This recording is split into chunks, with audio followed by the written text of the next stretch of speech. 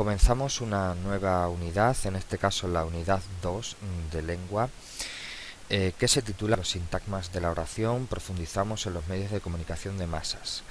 Vamos a seguir hablando, como ya lo hemos hecho en la unidad 1, de los medios de comunicación de masas. Ya sabemos lo que son, cuáles son, y vamos a profundizar en ellos dando características sobre cada uno. Bien, comenzamos el tema con el índice y lo primero que vamos a ver son los textos orales y escritos, como también vimos en la unidad 1, donde vamos a resaltar la importancia de saber expresarse, en este caso oralmente. Bien, nos vamos a fijar en estas 4 imágenes que aparecen en nuestro tema. En la primera imagen encontramos un grupo de amigos, en la segunda imagen alguien que espera en una estación de tren y se comunica por teléfono, un grupo de trabajadores en su lugar de trabajo o una persona que está dando una conferencia. En principio, a simple vista, parece que las imágenes no tienen mucha relación entre sí, pero podemos concluir que en todas son situaciones en las que se utiliza la lengua oral. Bien, porque están hablando. Cuando hablamos de la expresión oral, tenemos que saber que siempre tenemos que adaptar nuestra lengua a la situación comunicativa, a la situación en la que se produce la conversación, la comunicación.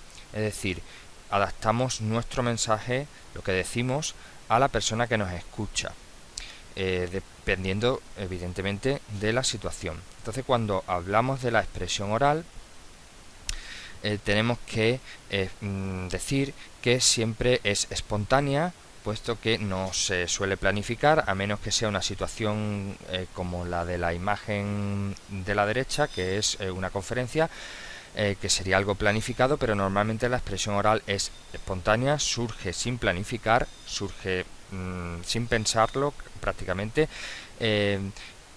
y sería preparada, como digo, sería preparada en el momento en que planifiquemos lo que vamos a decir, cómo lo vamos a decir, que sería de estas 4 fotografías la última situación. En estas 3 anteriores, pues seguramente la expresión oral es espontánea en vez de ser preparada.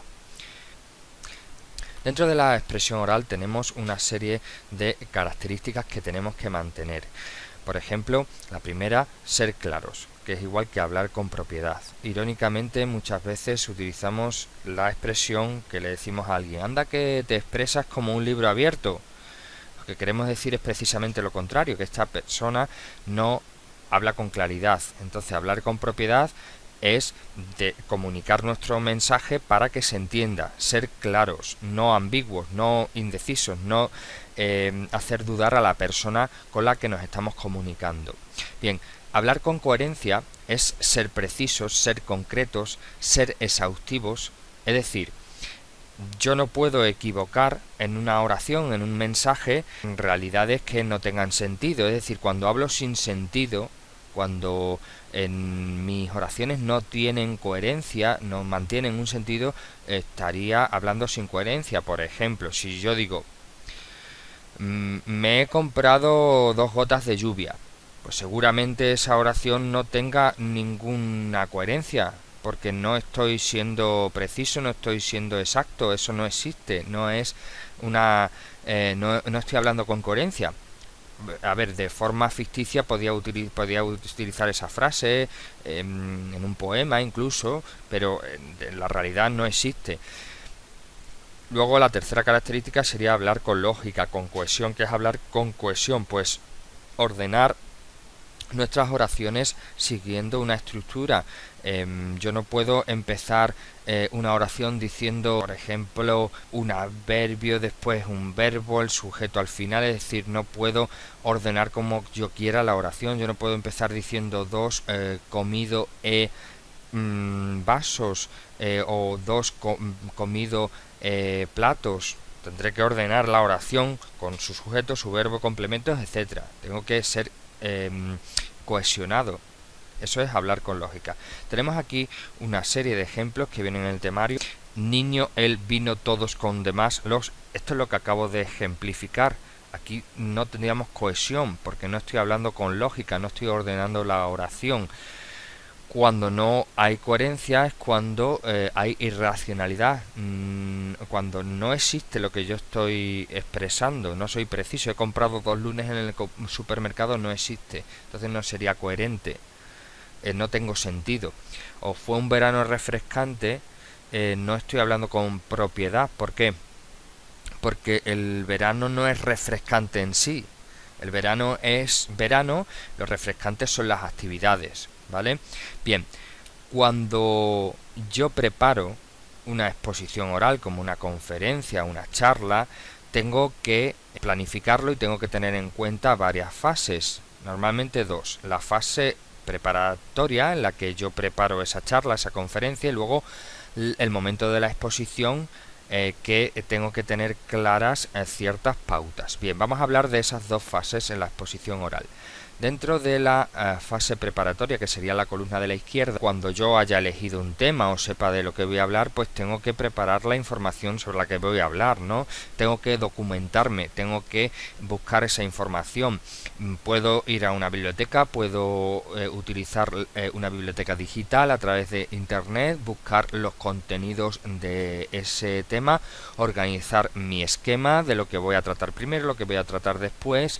Es decir, tengo que empaparme bien de lo que voy a hablar. También es importante tener en cuenta a quién va dirigida esa charla o conferencia. No es lo mismo hablar para un niño de 4 o 5 años que hablar delante de una persona adulta o de personas que conocen muy a fondo el tema sobre el que voy a hablar. Cuanto más preparada esté la audiencia, más exhaustivo, más preparado tengo que estar yo.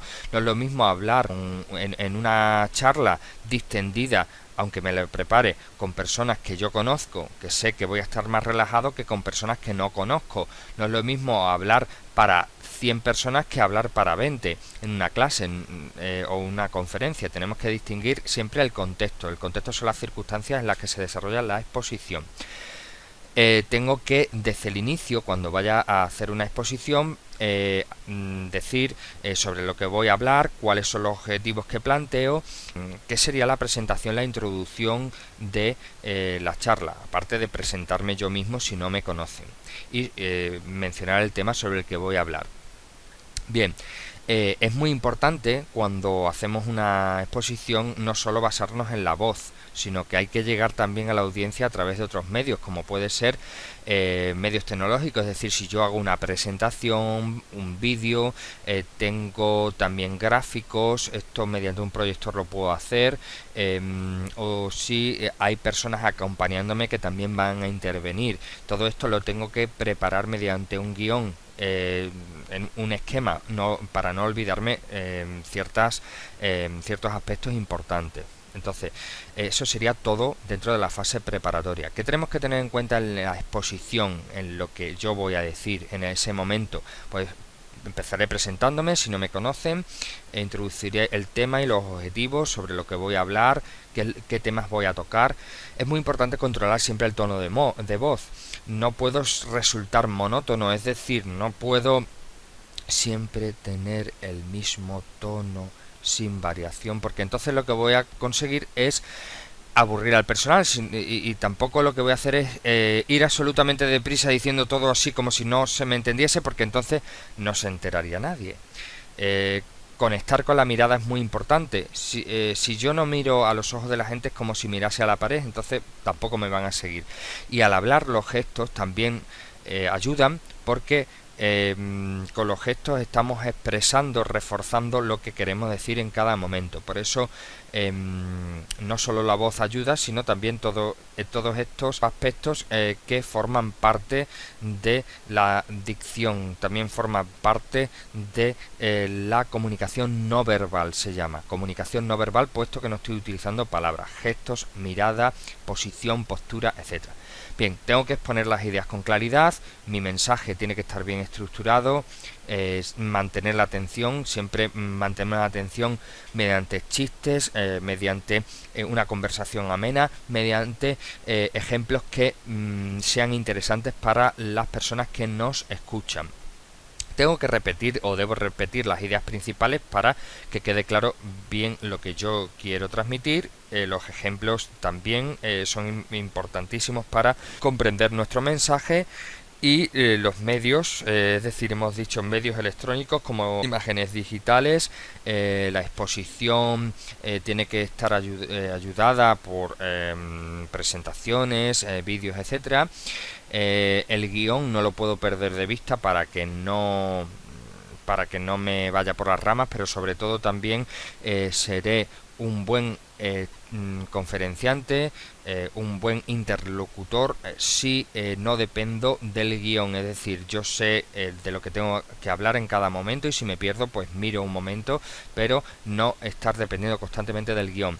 Y al final pues haré un pequeño resumen de lo que he hablado, despidiéndome y abriendo un turno de preguntas si es necesario. Bien, tenemos que evitar en todo momento cuando hagamos una exposición oral es inevitable a veces errores del tipo cuando yo concentro palabras, me olvido de palabras o sustituyo letras por otras. Por ejemplo, es normal en la conversación, en el lenguaje oral, que me olvide de cosas y me coma palabras. Por ejemplo, vamos a hablar y me salto la A. O confusiones muy típicas de letras de un sitio a otro. Digo Graviel en vez de Gabriel. Son cosas del directo y es normal. O también confusiones, pues eso, L, R, farda en vez de falda, verdad en vez de verdad, los dos en vez de por los dos, etcétera. Muchas confusiones, pero eso es inevitable. Cuanto más preparado tengamos la exposición, menos fallos, menos errores vamos a cometer. Bueno, nos metemos ya de lleno en el siguiente punto, que son los medios de comunicación audiovisual. Ya en el tema 1 hemos hablado de los medios de comunicación de masas. Ahora vamos a comentar el texto que encontramos en la página 4. Entonces, en este momento vamos, si quieren, a parar la grabación y vamos a comentar el texto. Bien, el texto nos habla sobre la evolución de la comunicación humana, cómo desde la invención de la escritura eso supuso romper la barrera del tiempo en la transmisión de mensajes, puesto que con la escritura perduraba el mensaje en distintos sitios y en distintos formatos, en piedra, en pergamino, en papiro, etcétera. Bien, ya en el siglo XIX asistimos a lo que fue la comunicación simultánea y directa. Simultánea, es decir, entre varios emisores y receptores, y directa porque se producía al instante. Es el caso del telégrafo, después la radio. Bien, y en el mundo actual sabemos que la interacción es un factor clave, puesto que la interacción está en la base de cualquier comunicación, es decir, hay varios emisores, puede haber más de un receptor y hay comunicación, hay fluidez de mensajes en un sentido y en otro. Bien, eso supuso o ha supuesto dentro de la cultura de la imagen en la que vivimos una ruptura de la barrera espacio-temporal, es decir, ya nuestras comunicaciones no se circunscriben a un espacio concreto, es el caso de Internet, y tampoco a un tiempo concreto, puesto que, por ejemplo, con los medios tecnológicos actuales como Internet, podemos hacer comunicaciones a tiempo real, pero también en diferido. Y cualquier persona las puede ver, las puede escuchar en cualquier momento y responder en cualquier momento, están ahí, ¿vale? Entonces, este texto nos habla de la evolución o de la revolución de la comunicación humana a lo largo del tiempo hasta llegar al momento presente. Entonces, las preguntas que nos debemos hacer: ¿crees que el mundo sería igual si no se hubiera producido esta evolución? Pues seguramente y sencillamente no, puesto que hemos hablado de que ahora la comunicación se basa en la interacción y que la interacción puede ser o es directa y que hemos roto la barrera espacio-temporal. Otra pregunta que nos podemos hacer es: ¿serían los mismos nuestros hábitos o opinaríamos de la misma forma si no tuviéramos televisión o radio? Pues sencillamente no, puesto que ya sabemos que los medios de comunicación e influyen en nuestra manera de pensar, en nuestra manera de ser, en nuestra manera de actuar y que enriquecen también nuestras opiniones, aunque tenemos que ser críticos siempre con lo que nos ofrecen, porque no todo lo que nos ofrecen o todo lo que sobre lo que nos intentan concienciar va a ser positivo. Y tenemos que sacar nosotros nuestros aprendizajes, igual que la publicidad siempre nos va a intentar convencer de algo y nosotros tendremos que desarrollar nuestro espíritu crítico para saber que nos tenemos que quedar con lo que para nosotros es positivo, con lo que nos convence, y esa opinión la tenemos que desarrollar nosotros. Bien, esas son preguntas para la reflexión. Nos vamos a meter de lleno ya en los medios de comunicación. Algunos, ya como vimos en la clasificación de la unidad 1, son estrictamente auditivos, otros son visuales y algunos, los más actuales, son audiovisuales, porque mezclan varios medios. Entonces vamos a empezar hablando de la radio. Bien, es uno de los medios de comunicación más antiguos en la clasificación que hicimos en la unidad 1, puesto que se inventó prácticamente a finales del siglo XIX. Bien, pero primero vamos a explicar qué significa esto de medios audiovisuales. Los medios audiovisuales son los órganos o las fuentes de información, de formación y entretenimiento que transmiten su mensaje combinando la palabra, la música y los sonidos. En este caso, como vamos a hablar de la radio, pues solo utilizará el medio auditivo, puesto que la palabra solo llega a través del audio.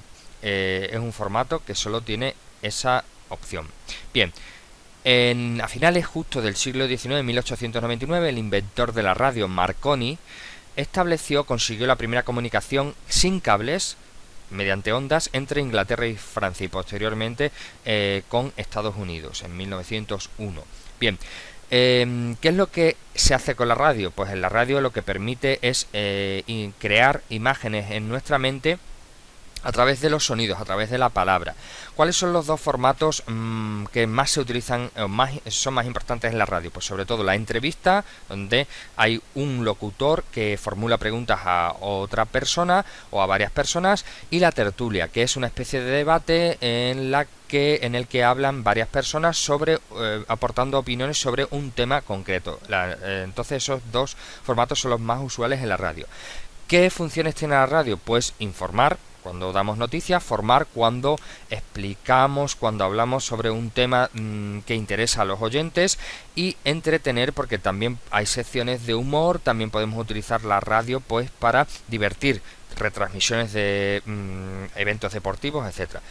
Tenemos que quedarnos con esta información importante. La radio es el medio siempre más rápido y directo en transmitir sus mensajes, porque llega mediante ondas y tenemos encendida la radio y llega inmediatamente. Otros medios son más lentos y menos directos en transmitir sus mensajes. Bueno, podemos invitaros a que escuchéis un ejemplo de tertulia en ese enlace, pero no nos vamos a detener. Si quieren ustedes parar la grabación y acceder a ese enlace, pueden hacerlo. No nos vamos a detener. Vamos con el siguiente medio de comunicación, que es la televisión, que conocemos todos de sobra. La televisión es un medio muy conocido en la actualidad, aunque hoy en día existe una tendencia más clara hacia usar más internet que la televisión. La televisión cada vez está quedando relegada a un segundo plano. Solo se ve en determinados momentos, en determinadas franjas horarias, hay menos audiencia, pero cada vez son más las personas que optan por internet para divertirse, formarse, informarse, entretenerse, buscar información, etcétera, e incluso seguir la información diaria. Entonces, por eso se entiende que haya más publicidad hoy en día en internet. Ya hablaremos después de internet. Bien, ¿cuándo nació la televisión? La televisión, aunque se inventó alrededor de la década de los años 30, 1927-30, empezó a emitirse formalmente después de la Segunda Guerra Mundial, a partir de 1945, hace ya muchos años. Entonces, en ese momento empezó a tener televisión solo las personas que tenían cierto poder adquisitivo. En cada pueblo pues había una, dos, tres familias que podían disponer de televisión en blanco y negro y congregaban a su alrededor a muchas familias que estaban interesadas en ver esas imágenes, esa información. Bien, afortunadamente esto ya está superado. En todos los hogares tenemos ya una televisión, seguramente, o más de una. ¿Y qué nos ofrece la televisión? ¿Que no nos ofrezca la radio? Pues nos ofrece imágenes y sonido, es decir, es auténticamente audiovisual, con lo cual eso produce un efecto más rico en nuestra cultura, puesto que sobre todo nos alimentamos más de imágenes. Si observamos esta imagen, sabemos perfectamente que se trata de una imagen montaje, puesto que se ha creado el efecto mediante la imagen, mediante jugando con las distancias, como si esta persona fuese a derribar la Torre de Pisa, que no es, evidentemente, no es real, sino que se crea ese efecto. Entonces la televisión juega también con los montajes, con este tipo de imágenes que lo que buscan es crear un efecto en nosotros. Si nosotros no somos críticos y no tenemos cierto bagaje, cierta experiencia en la lectura de imágenes, pues nos creeremos lo primero que nos ofrezcan. Bien, por eso existe el dicho de que una imagen vale más que 100 palabras, puesto que, como digo, vivimos en la cultura de la imagen y nos fijamos menos o tiene menos importancia lo escrito. Bien, podemos ver un ejemplo de una entrevista a Edward Punset para ver el formato televisivo en ese enlace. Pueden parar la grabación y verlo si quieren. Nosotros vamos a continuar con el cine, que es otro medio de comunicación que tiene sus propios códigos artísticos. Bien, tenemos que saber que el cine no es un medio tan directo como puede ser la televisión en cualquiera de sus formatos. El cine requiere de una elaboración, de un proceso muy secuenciado, muy temporalizado, porque para ver una película pues previamente tiene que haber un rodaje, un guión, un montaje, una distribución, una exhibición, etcétera, etcétera. Entonces todo es un proceso. Bien, es un medio de transmisión más que de comunicación, transmisión, puesto que no entra en comunicación directa con los receptores, es decir, hay un emisor, el cine, y receptor, que somos nosotros, pero a diferencia de la radio, en la que pueden participar más personas y puede haber un intercambio de opiniones, el cine es transmisión, transmite y no hay estrictamente comunicación, es solo en una dirección, emisor-receptor, no receptor-emisor, solo en una dirección, entonces más transmisivo que comunicativo. ¿Cuál es el objetivo del cine? Pues evidentemente entretenernos y formarnos culturalmente también. Esa es la misión del cine.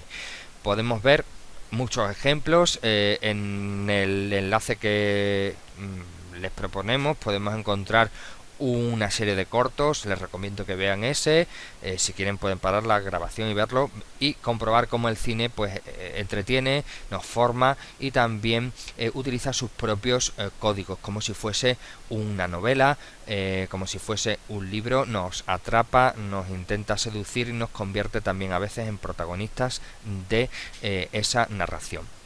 Bien, como hemos dicho en otras ocasiones, los textos no solo son escritos, también son orales. Entonces una película la podríamos considerar perfectamente la podríamos considerar un texto, en este caso un texto oral, pero un texto.